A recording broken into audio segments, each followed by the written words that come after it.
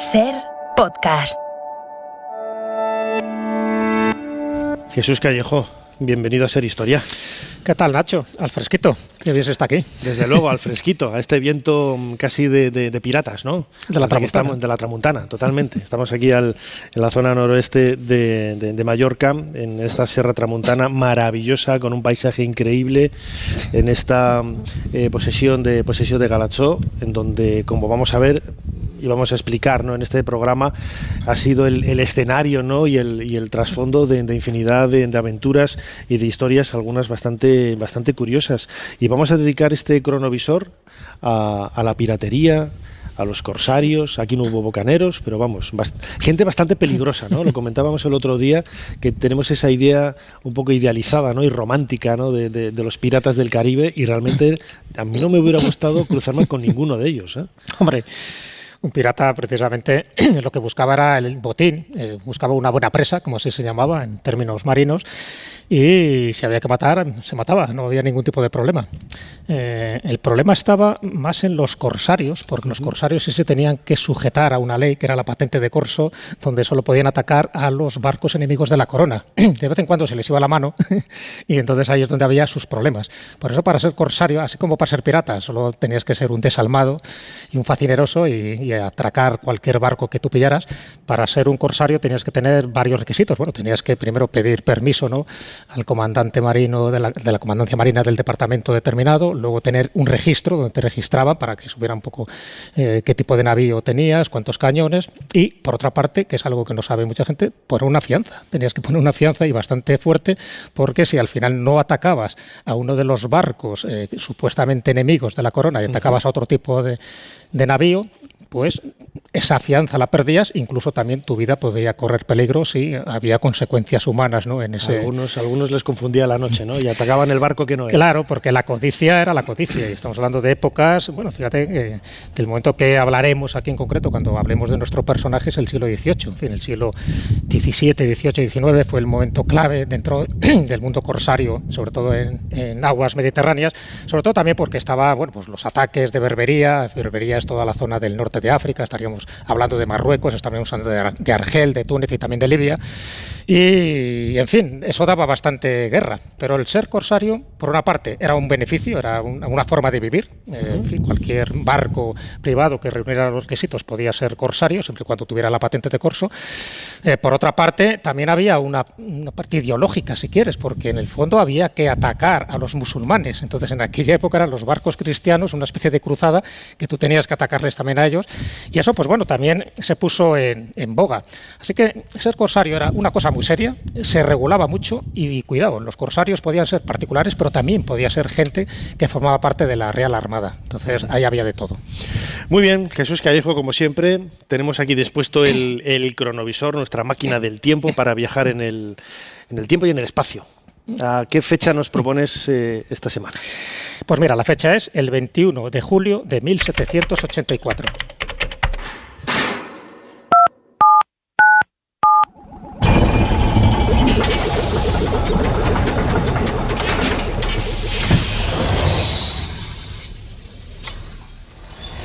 Adelante, pasen. Jesús Callejo les está esperando junto al cronovisor.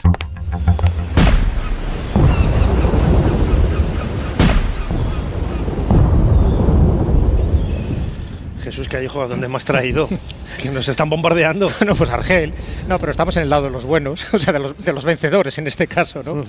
Y por supuesto, pues al amparo de Antonio Barceló, que fue el corsario más famoso, nacido además en la isla, en Palma de Mallorca, y una de las personas carismáticas que allí donde iba le temía cualquiera, ¿no?, precisamente por su historial y también por su carisma. Estamos en el segundo bombardeo de Argel, que unos días antes, ya llevan unos cuantos días bombardeando, pero justo hemos venido el 21 de julio porque este día es cuando se pone fin a esta batalla, a esta incursión, en donde se quería frenar de una vez por todas esa piratería berberisca que tanto daño estaba haciendo a los barcos cristianos y a los barcos que tenían que ver tanto con Baleares, como también pues con las distintas costas, ¿no?, de Italia y por supuesto de Génova. En fin, todo el mundo tenía sus peligros. De hecho, en el momento en el que estamos, que es un momento histórico, fíjate, es más que un ataque, es prácticamente una cruzada, porque está bendecido además por el Papa Pío VI.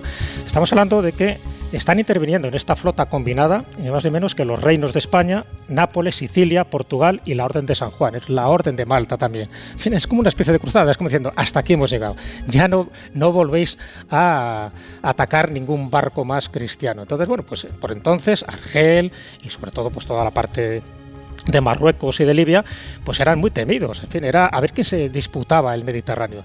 Aquí estamos hablando de 4 navíos, lo que es la escuadra, ¿no? 4 navíos de línea de 80 cañones, 4 fragatas, 12 jabeques, 3 bergantines, 24 cañoneras y más cosas por ahí. Y al frente, como decías, Antonio Barceló, exactamente, que era un marino de postín, pero corsario. Corsario, sí, pero es lo bueno de este hombre. Él no empieza como corsario, él de origen humilde. Él cuando nace, pues lo que hace es que hereda pues lo que era, bueno, pues una especie de jabeque. Los jabeques eran las embarcaciones más utilizadas en el Mediterráneo, porque eran las embarcaciones más ligeras, eran de vela triangular, también de remo, y que tenían pues también unas cañoneras, y bueno, precisamente por ser tan manejables y tan ligeras, pues se podían abordar pues a galeras o cualquier otro tipo de navío que fuera más pesado. Bueno, pues él era un simple patrón de un jabeque correo entre lo que era Baleares y la península ibérica. Con 18 años, cuando se muere su padre, lo hereda todo, y poco a poco, gracias a este tipo de estrategia de que conocía, en fin, cualquier elemento marino, conocía bien las aguas, las corrientes, y además era muy carismático, bueno, pues poco a poco fue ascendiendo dentro de lo que es la Armada Real, ¿no? Porque claro, la Armada veía muy bien, ya sabes que a los corsarios los aceptaba porque tenía como una flota de choque muy barata, porque solo cobraban lo que rapiñaban, ¿no?, en los distintos abordajes. Un quinto real iba siempre para la corona, pero luego otras 2 partes iba tanto para una para la tripulación y otro para los oficiales, con lo cual era un negocio bastante rentable si no te mataban.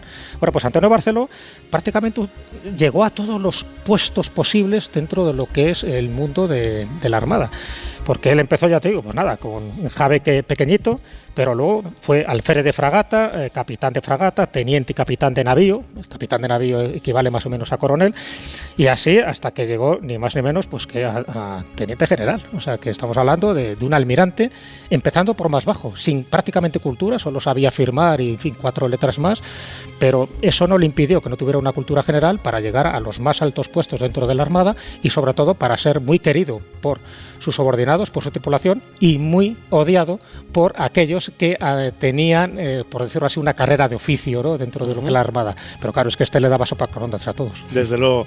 Nos acompaña en este bombardeo a Argel Antonio Ortega. Él es profesor de la UNED y casi podríamos decir que es pirata mallorquín. Antonio, bienvenido a Ser Historia. Muchas gracias por invitarme.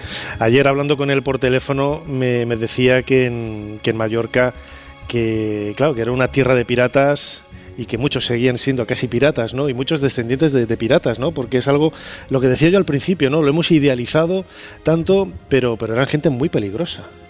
Sí, la piratería, evidentemente la gente que la practicaba no tenía escrúpulos. Como ha comentado, la diferencia entre corsario y pirata era que el corsario tenía que atenerse a unas reglas. Y eso desde el inicio de los tiempos. En la época medieval hay un documento, hay un pleito en Mallorca entre unos corsarios castellanos que arman en Sevilla, y ellos eran de Cantabria, y para defender el estrecho de Gibraltar, pero dice el documento, por fuerza de mar y de viento, llegaron hasta Túnez. Mucho viento tuvo que hacer, claro, pero bueno. Ya te digo, sí. Y ya que estaban allí, asaltaron el puerto. Ya que estamos aquí, ¿qué vamos a hacer? Aquello era el rey de Túnez, tenía una gran coca, era una embarcación medieval mercante de 3 cubiertas, que eran los buques enormes de la época, y asaltó un par de mallorquines también, ya que estaba. Los mallorquines pusieron el grito en el cielo porque estaban en paz con Castilla. Y ellos decían, no, pero lleváis haberes defendidos de moros e judíos. Y eso era lo que buscaban, y efectivamente los mallorquines negaban que llevasen nada, pero todo lo que llevaban era de moros y de judíos. Entonces se inicia un pleito y hay una persecución a un marino mallorquín de origen genovés, Daniel Can, que se lo encuentran. Había rutas establecidas. De Mallorca iban hasta Cerdeña, de Cerdeña bajaban hasta las islas de Helmol, de las islas llegaban a la costa de Túnez y ya estaba. Y en estas islas del Helmol, al Yatibab o algo así, se puede buscar en el Google Maps. Son unos islotes que servían de punto de referencia. Allí este patrón mallorquín se los encuentra, da media vuelta y los castellanos lo persiguen, pero iba cargado y lo acaban cogiendo, y durante la noche, durante 4 veces le dicen que te pares, que te queremos dar escorcullo. Mallorquín es corcollá, todavía la misma palabra. Te queremos dar escorcullo, que no te preocupes, que si llevas algo, que si no llevas nada de moros o judíos te dejaremos ir. Y otro decía, que no llevo nada, que no me miréis. Todo era de moros y judíos. Total, al final lo cogieron. Los mercaderes que decían, párate que nos van a matar. Es lo que decían, o sea, estaban allí llorando, dice el documento, llorando de rodillas delante de él, párate que nos van a matar. Y él diciendo, al que intente soltar uno de los cabos del buque, le corto la mano. O sea, había toda esta tensión que luego vemos en la época moderna, sí. Siempre se dio en el mar.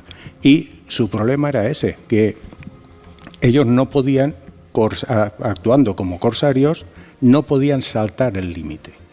La piratería lo hablábamos también el otro día, lo focalizamos, ¿no?, cronológicamente, temporalmente, sobre todo en los siglos XVII y XVIII, pero comienza muchos siglos antes, ¿no?, que es en la historia de Roma o antes incluso. Mucho antes. Incluso, a ver, ya no hablamos de Grecia o Roma, que los piratas estaban al orden del día, sino, por ejemplo, un pueblo como los suevos, que es del interior. Cuando las invasiones, cuando llegan, se hacen con el norte de África y se convierten en un pueblo pirata por excelencia. Hasta que pudieron ser eliminados del Mediterráneo. Siempre la piratería ha funcionado, y más en las islas, porque las islas realmente no tenemos... A ver, Mallorca tiene 2 momentos de esplendor. La época medieval con el comercio, estamos justo en medio del Mediterráneo occidental, y esto era lo que se llamaba un cap de creus, un cruce de caminos. Aquí estaba todo el mundo y todas las naves que quisieran ir por el Mediterráneo occidental paraban aquí. Y eso es lo que nos daba el dinero suficiente, porque aquí enlazábamos a través del estrecho hasta Inglaterra, hasta Flandes, que le he comentado antes, que había a finales del siglo XIV había unos piratas mallorquines por Brujas, por ahí arriba, que no los cogían. El documento dice que no los cogían, no hay ningún otro documento que dijo que pasó, pero estaban por allí que los buscaban, y eso fue una época de esplendor. Luego, la siguiente época de esplendor, cuando se acaba el comercio mediterráneo, que empieza el Atlántico, será el siglo XX con el turismo, mientras la isla es pobre. Aquí no tenemos mucho más. Porque las Baleares pueden considerarse incluso como algunas islas del Caribe, islas de piratas. Y ya te digo, de piratas, proveedores de piratas y receptores de piratas. Hemos hablado... El caso es que yo estoy mirando al público y solamente veo cara de buena gente. No sé, serán todos nietos de piratas. No hay patas de palo, en fin, no hay loros.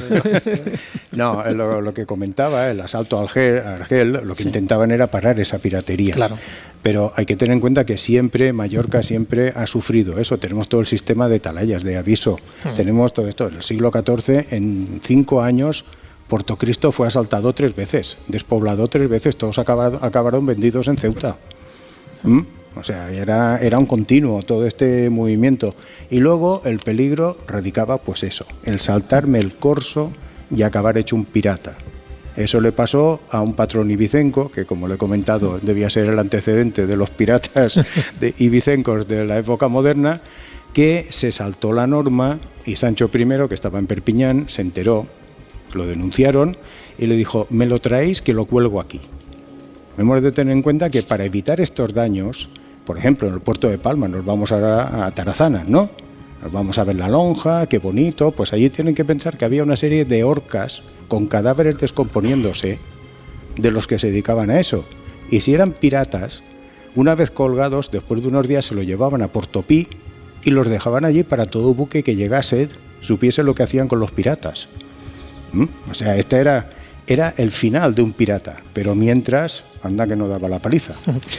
Antonio, has mencionado a un ibicenco y es verdad que cuando hablamos del siglo XVIII y hablamos de corsarios, bueno, estamos hablando de un corsario que posiblemente fuera como el más representativo, que es Antonio Barceló, el capitán Tony, así como le llamaban, ¿no? La tripulación, pero es cierto que el corso en el Mediterráneo fue muy rentable y dentro de esos corsarios los ibicencos se llevaban la palma, ¿no? Y estamos hablando de corsarios ibicencos muy conocidos, entre ellos Antoni Riquer Arabí. Si no recuerdo mal, creo que en el puerto de Ibiza hay un monumento a los corsarios y además dedicado en concreto a Antoni Riquer Arabí. También estuvieron los hermanos Sala, el Pere Bernat, estaba también Jaume Planés Ferrer, alias Cid, o Antonio Pascual. En fin, todos ellos, desde luego, dejaron una parte de la historia de la piratería, en este caso de los corsarios, como muy ilustre en el sentido de que pacificaron un poco la zona. Ellos no se dedicaban a ir abordando otro tipo de barcos, sino precisamente aquellos que consideraban que eran enemigos y que eran enemigos de la corona, me refiero, ¿no? Aparte de todo lo que era los ataques otomanos o berberiscos, que es verdad que en el lugar y en la fecha cronológica que hemos ido en nuestro cronovisor, en 1784, precisamente con esa segunda incursión, con ese segundo bombardeo en Argel, el dey de Argel, el dey que era un poco el virrey, es cuando dice: se acabó, no quiero ninguna incursión más, no quiero ninguna tropelía más, y a partir de ese momento hasta las guerras napoleónicas ya no vuelve a haber piratería en ese momento. Yo creo que eso es importante. Pero una de las cosas que te quería preguntar, porque el corsario, cuando estábamos en época de guerra, perfecto, tenía sus beneficios, tenía ese quinto real la corona, tenía una buena renta, pero en tiempo de paz los barcos corsarios se dedicaban a ser guardacostas. ¿No es así? Guardacostas, si no volvían al comercio. Te puedes encontrar personajes como Nicolás Amarina, uno de estos castellanos que he comentado de principios del siglo XIV, después de asaltar a Daniel Can y tener un pleito encima, 200.000 doblas de oro, que era una barbaridad. Tened en cuenta que las parias que pagaban las taifas a Castilla eran 20.000, o sea, había mucho dinero por en medio. Pues este hombre, 3 años después, viene al puerto de Palma como mercader y lo ven, dicen: ah, eres tú, acabó en la cárcel. O sea, que es así. Le pidieron el DNI, ¿no? Sí, no hizo falta, le conocían la cara. Y por aquí pasaron piratas realmente legendarios, ¿no? Como Barbarroja. Claro, nosotros lo consideramos pirata, para los turcos era un corsario, ¿no? Porque era de su bando, pero por aquí pasaron, como digo, personajes muy célebres, ¿no? En la historia de la piratería. Sí, desde luego, personajes como estos lo tenemos en las islas, influyeron mucho.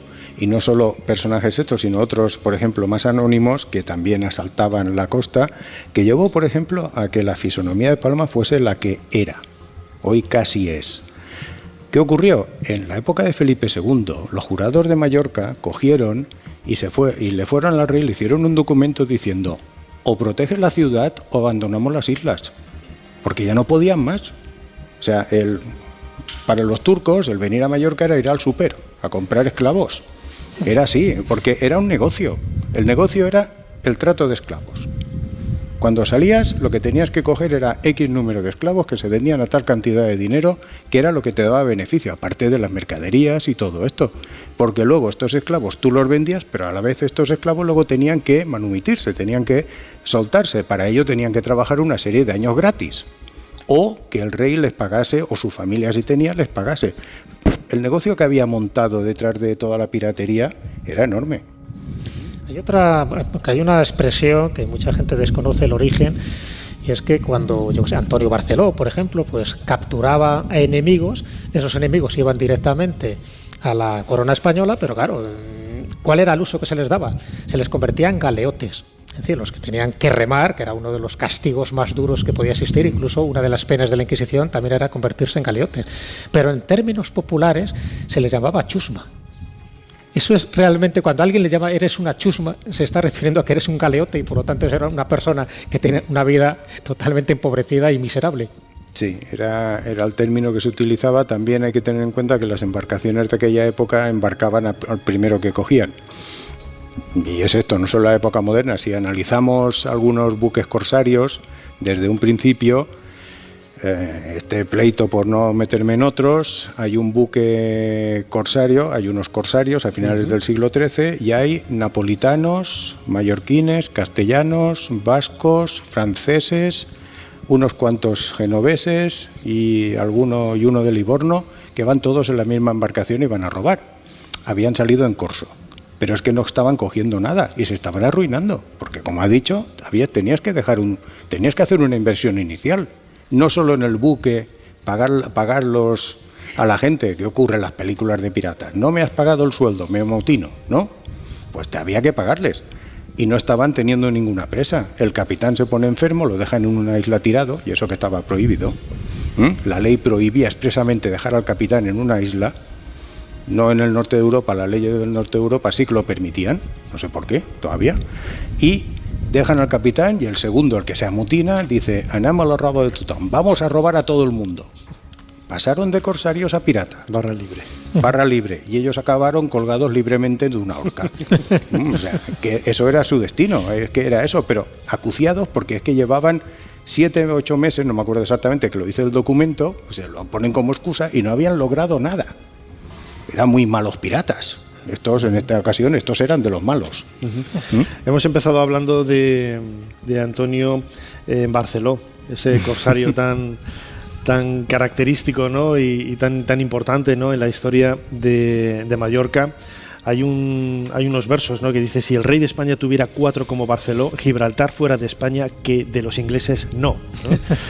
Que marca un poco también el eco, ¿no?, que ha tenido esta figura, y sobre todo la importancia y el protagonismo que adquirió en una actividad que en aquella época, pues, insisto, estamos hablando de piratería como una actividad muy, muy peligrosa, muy belicosa, y todo lo que contraviniera aquello pues era bien recibido, ¿no?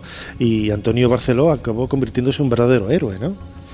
Sí, hemos de diferenciar entre lo que es Antonio Barceló, pirata, no, porque siempre estuvo bajo la norma. Sí. Corsario. O sea, estuvo al filo de la navaja en alguna ocasión, cuando se pasó a veces un poco de la raya, ahí está, pero siempre estuvo dentro de la norma.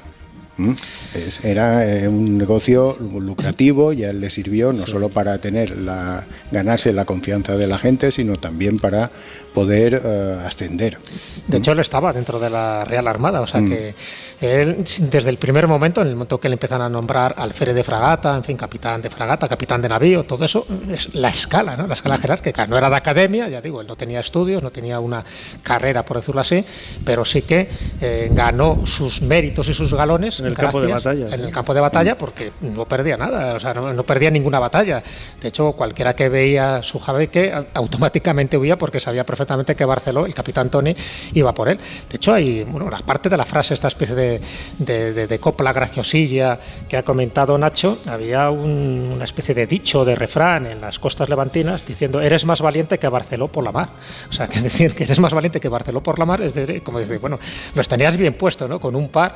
Y efectivamente, Barceló al final vive bastante, o sea, él muere con 80 años, prácticamente hasta el último momento en estado de servicio, pero ya digo, muy amado por su gente, muy odiado por los otros oficiales, porque claro, que alguien llegara de la clase más baja a teniente general, no, almirante, era muy complicado.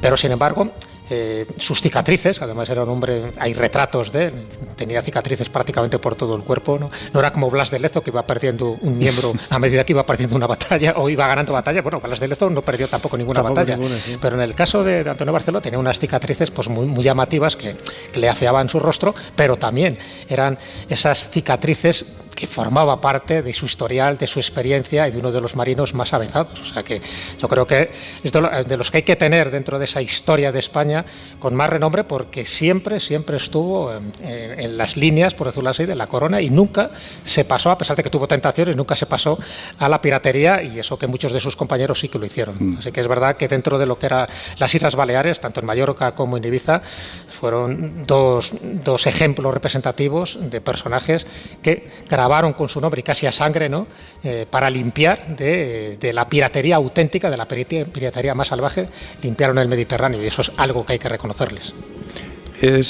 Barceló es el sucesor, ahora me estaba acordando de un hecho, En 1335, veis que vamos haciendo paralelismo entre época medieval y moderna para ver esa evolución de las islas. Dos patrones mallorquines se habían pasado la raya y habían capturado una galera de Meriní. Los merinís, el reino meriní, lo que hoy en día vendría a ser, grosso modo, Marruecos. Los tres grandes que hay hoy en día eran distintos reinos en la época medieval. Y el sultán, pues, se enfadó y montó una flota para invadir Mallorca. Esa flota recaló en agosto en Cabrera. Y en la mañana del 22-23 de agosto largó velas desde Cabrera hacia Palma. ¿Y los mallorquines qué hicieron? ¿Se parapetaron detrás de las murallas? No. Habían montado una flota y le salieron al mar. Y la documentación dice que los mallorquines salieron al mar porque es donde sabían guerrear. No esperaron a estar detrás de la muralla. Salieron al mar a guerrear. Los musulmanes, cuando vieron que, entre otras cosas, los mallorquines tenían más naves, pues así cualquiera sale, pues dieron vuelta y los persiguieron. No sabemos cómo acabó, porque el último documento que tenemos dice el lugarteniente que avisa que los están persiguiendo y es de noche y siguen la ruta. Pero es esta valentía, esta cuestión propia de los insulares, porque es que no tenemos otra cosa, tenemos el mar. Luego también a veces nos dicen que los insulares somos un poco como retraídos, pero es que el peligro viene del mar también. Entonces eso lo hemos de tener claro. ¿Qué es lo que hacía el otro día? Estuve leyendo también documentación y a mi novia, a Carmen, le encantan los libros de piratas, historias de piratas desde el punto de vista histórico, ¿no? Y en uno de ellos que compramos en Londres hace unos años había un detalle hablando precisamente de los piratas de Mallorca que me llamó la atención, y es que la gente no quería vivir en la costa. Claro, no. Hoy la gente quiere vivir en la costa, quiere vivir en la playa, es el lugar, como decía antes, de solaz, ¿no? Es el lugar de diversión, y la costa, la playa, era lo más peligroso, lo más peligroso. Lo que he comentado antes, en pocos años Portocristo 3 veces despoblado, que acabaron todos en Ceuta. Es que era lo lógico, era normal, no podías hacer frente. Y eso que aquí en época medieval hubo un sistema de defensa, que era el parialle, era una flota montada entre la ciudad y el rey, que protegía todo esto, pero ni aún así daban abasto. O sea, era una cuestión...